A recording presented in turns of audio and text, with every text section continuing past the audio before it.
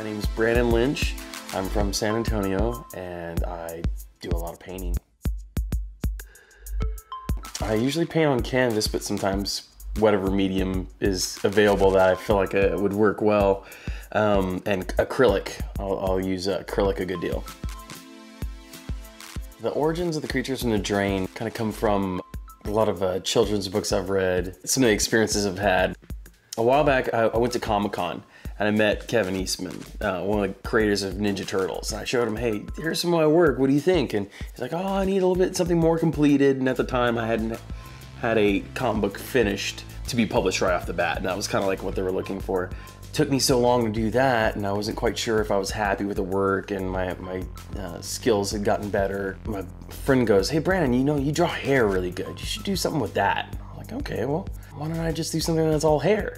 I created the characters, and I was thinking, you know what, oh, just a couple eyeballs and hair. I started off kind of the way I first started drawing when I was a little kid. I started creating the characters and they were very Dr. Seuss looking. Somebody had suggested, hey Brandon, why don't you just go ahead and paint them? And so I did, and it went really well, and it just has gotten better and better. Well, the controlled chaos of the paintings is having a slight amount of control of where the paint is going. And so as the paint starts moving in a direction, I start deciding, well, it needs a little bit more in this direction with this color. So I'll start putting wedges under it to change the level to where it'll flow in different directions.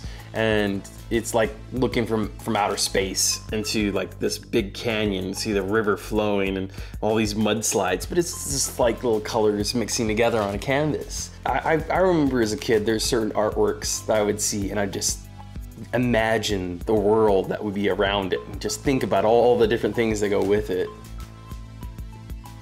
I'll try to figure out where the space should be, where the creature should fit in, and find where there's beautiful pockets of color that can still kind of express themselves behind the creature and be able to work together really well.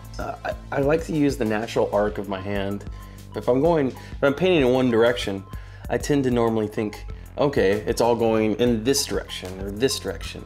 So with rotating the canvas, it has a lot of the hairs going in many different directions, and what feels more natural and what feels more fluid. An abstract gesture of the hand is actually part of the emotion of like the eyebrow of a character. And so it has this wonderful ability to kind of do whatever it's going to do, but have still amount of form in it.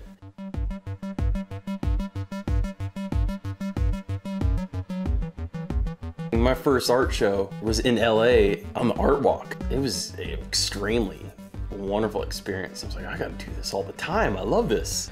You don't want to see your artwork be kind of dumbed down to just a buy me, buy me, buy me. You want something more meaningful, something more in depth and, you know, emotionally satisfying. A friend of mine, he'd gotten a shirt of one of my designs, and there's just a picture of him wearing it with his daughter, you know, out fishing, and it's like a part of my artwork is in the middle of like a family moment that's sweet and will possibly be ingrained, and a little piece of my artwork was there.